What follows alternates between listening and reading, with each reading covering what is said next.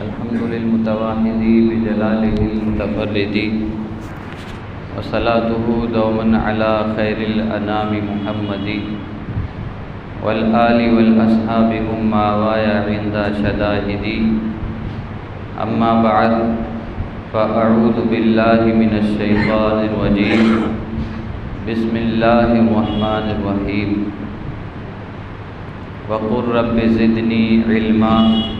آمنت بالله صدق الله العظيم وبلغنا رسوله النبي الأمين الكريم الرؤوف الرحيم ونحن على ذلك لمن الشاهدين والشاكرين والحمد لله رب العالمين.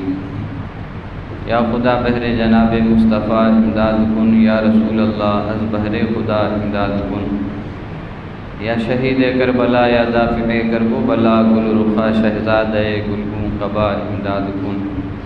غوث اعظم بمن بے سر و سامہ مدد قبلہ دی مدد کعبہ ایما مدد بگرداب بلا افتاد کشتی مدد کن یا معین الدین چشتی. دل کی عطا گہرائیوں کے ساتھ نبی پاک صاحب لولاک سیاح افلاک باعث تخلیق کائنات اللہ کے محبوب دانہ غیوب منزہ عن العیوب حضور احمد مجتبی محمد مصطفیٰ صلی اللہ تعالی علیہ وعلی آلہ وبارک وسلم کے دربار عالیہ میں جھوم جھوم کر درود و سلام کا نذرانہ عقیدت پیش کریں.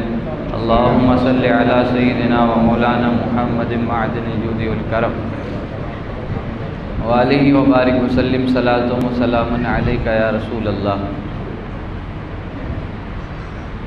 رہتا ہے نام علم سے زندہ ہمیشہ داغ، رہتا ہے نام علم سے زندہ ہمیشہ داغ، اولاد سے تو بس یہی دو پشت چار پشت.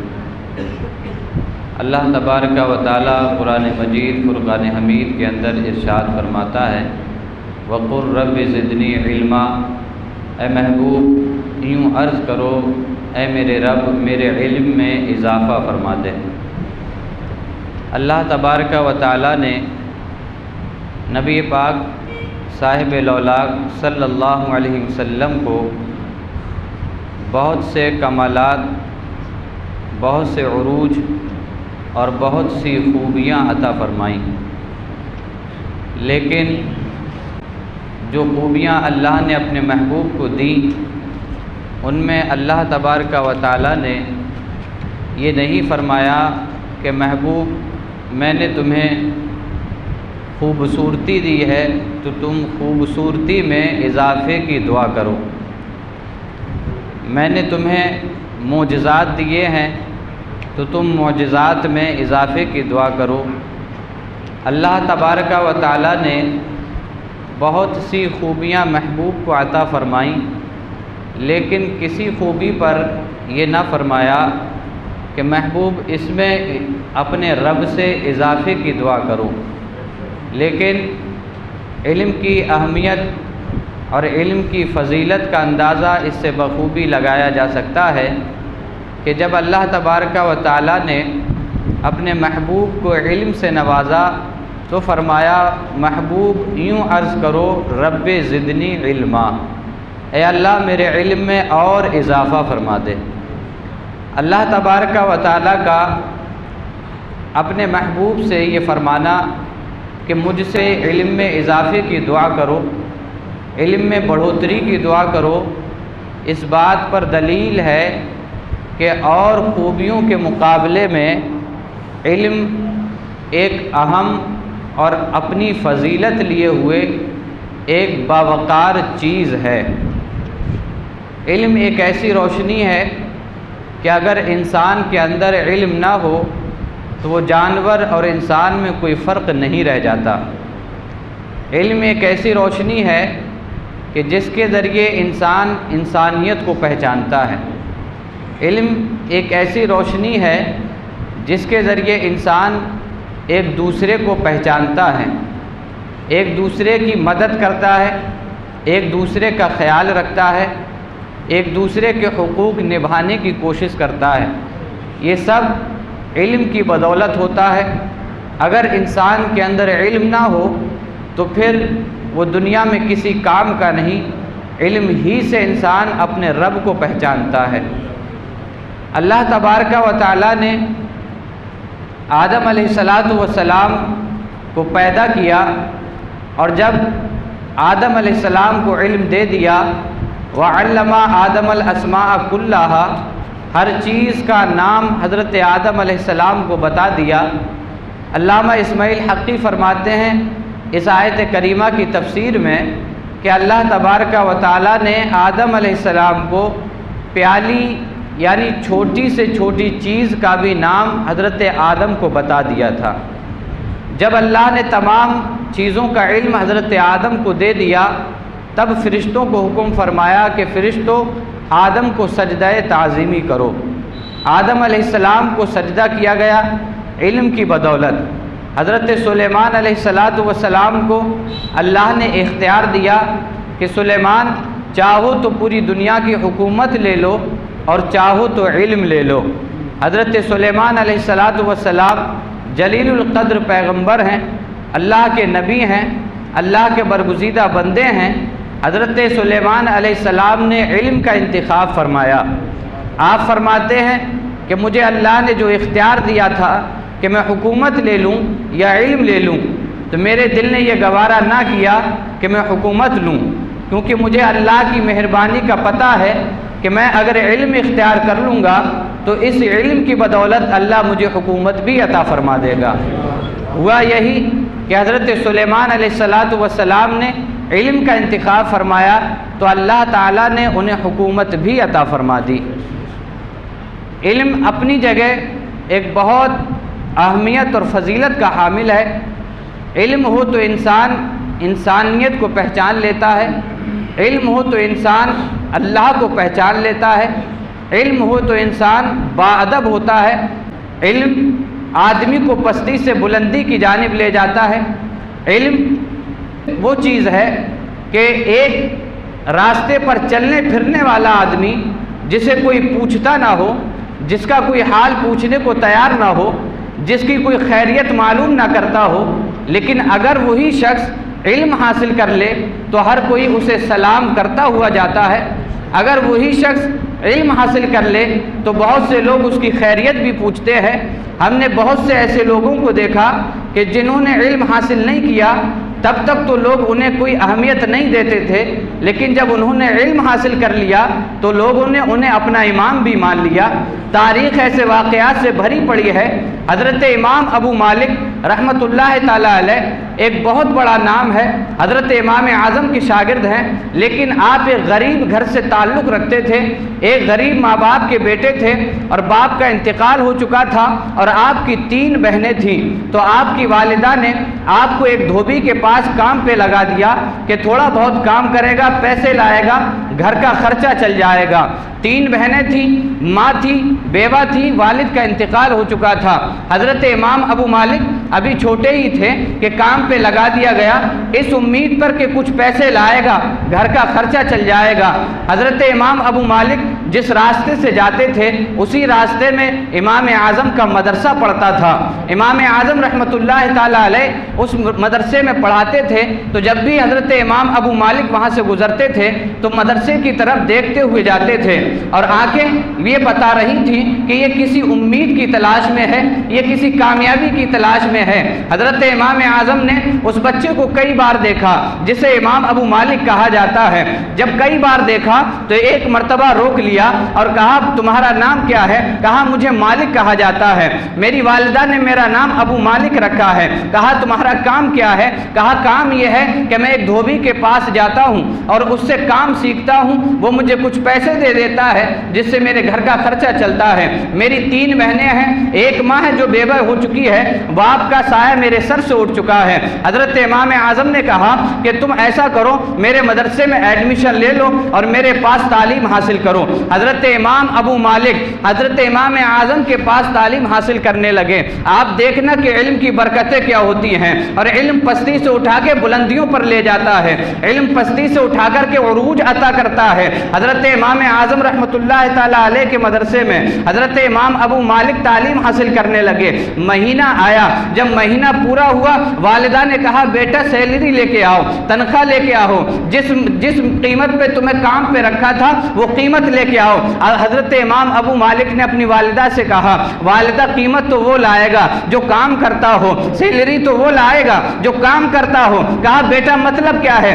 کہا مطلب یہ ہے کہ میں امام اعظم کے مدرسے میں پڑھائی کرنے لگا ہوں اور مجھے 1 مہینہ ہو گیا ہے ان کے ہاں پڑھتے ہوئے، تو میں پیسے کہاں سے لاؤں؟ اب والدہ کا دماغ جو تھا وہ تھوڑا چل گیا، آخر چلتا کیوں نہیں کہ 3 بیٹیاں تھیں، 1 بیٹا تھا، گھر بھی چلانا ہے۔ دوڑی حضرت امام ابو مالک کا ہاتھ پکڑا اور امام اعظم کی بارگاہ میں پہنچ گئی اور کہنے لگی اے سفید داڑھی والے، کیا تمہیں معلوم نہیں ہے کہ میرا شوہر انتقال کر چکا ہے، میرے گھر میں کوئی کمانے والا نہیں ہے، میرے گھر میں کوئی پیسہ لانے والا نہیں ہے، میرے گھر کا چولہا کیسے جلے گا؟ امام اعظم رحمۃ اللہ تعالیٰ علیہ اس کی بات سنجیدگی سے سنتے رہے، بڑا متانت سے سنتے رہے اور برداشت کرتے رہے۔ جب وہ بوڑھی عورت خاموش ہو گئی تو امام اعظم نے کہا تمہیں پیسوں کی ضرورت ہے؟ کہا تمہارے گھر کا خرچہ کتنا ہے؟ کہا میرے گھر کا خرچہ 40 دینار میں ہوتا ہے۔ امام اعظم نے کہا ٹھیک ہے، مہینہ ہوگا 40 دینار تمہارے گھر پہنچ جایا کریں گے اور تمہیں لینے آنے کی بھی ضرورت نہیں ہے، تمہارے گھر پہ پہنچائے جائیں گے۔ امام اعظم ہیں، دیکھیں علم دین حاصل کرنے کی وجہ سے امام اعظم نے اپنے اوپر خرچہ بھی لے لیا تاکہ بچہ دین حاصل کرتا رہے۔ آج کے مالداروں سے میں کہوں گا ایسے بہت سے غریب کے بچے ہیں جو پیسوں کی وجہ سے پڑھ نہیں پاتے، جو پیسے کی وجہ سے مدرسے میں ایڈمیشن نہیں لے پاتے، لیکن پڑھنے کا شوق ان کے اندر جاگتا ہے، لیکن پڑھنے کی امید ان کے اندر رہتی ہے۔ آپ سے گزارش ہے کہ ایسے بچوں کو تلاش کیا کریں، مدرسوں میں جایا کریں اور ایسے بچوں کو ڈھونڈا کریں، مدرسین سے پوچھا کریں کہ کوئی ایسا غریب بچہ ہو کہ جس کے پاس پہننے کو کپڑے نہ ہو، کوئی ایسا غریب بچہ ہو جس کے پاس خرچے کو پیسے نہ ہو، تو آج اس کی ذمہ داری میں اٹھاتا ہوں، ایسے بچے کی ذمہ داری اٹھا لیجئے۔ اللہ کی ذات پہ یقین ہے کہ آپ اس کی ذمہ داری اٹھا لیں گے، اللہ تعالیٰ آپ کی کمائی میں برکتوں کی ذمہ داری ڈال دے گا، یعنی ادھر آپ اس کے خرچے اٹھائیں گے، ادھر اللہ تمہاری کمائی میں برکتوں کا نزول فرما دے گا۔ حضرت امام اعظم نے 40 دینار اس بوڑھی عورت کو دے دیے اور کہا جاؤ اب تم اپنے گھر کا خرچہ کرنا اور یہ بچہ میرے پاس پڑھے گا۔ بوڑھی عورت نے کہا آخر یہ پڑھ کے کرے گا کیا، یہ کرے گا کیا؟ امام اعظم نے کہا ایک وقت آئے گا کہ یہ بادشاہ ہارون کے دسترخوان پہ بیٹھ کر کے اس کے ساتھ کھانا تناول فرمائے گا۔ حضرت امام ابو مالک علم دین حاصل کرتے رہے، امام اعظم کے مدرسے میں پڑھتے رہے، علم دین حاصل کیا۔ امام اعظم رحمۃ اللہ تعالیٰ علیہ کے مدرسے سے فارغ ہوئے، ایک وقت آیا کہ امام اعظم کا انتقال ہو گیا۔ آپ کے انتقال کے بعد بادشاہ ہارون رشید نے ایک خط لکھا حضرت امام ابو مالک کو، کہا کہ میں تمہیں چیف جسٹس بنانا چاہتا ہوں، کہا میں تمہیں قاضی شہر بنانا چاہتا ہوں۔ علم پستی سے اٹھا کے بلندیوں پر لے جاتا ہے، کہا میں تمہیں قاضی شہر بناؤں گا۔ حضرت امام ابو مالک رحمۃ اللہ تعالیٰ علیہ ہارون رشید کے پاس پہنچے اور وہاں جا کر کے اس کے دربار میں جب پہنچے تو ہارون رشید کے پاس میں حلوہ تیار کر کے آیا، تو ہارون رشید اس کو تناول کرنے کے لیے بیٹھا۔ اس نے دیکھا کہ امام ابو مالک بھی آئے ہوئے ہیں، بلایا اور اپنے پاس بٹھا لیا۔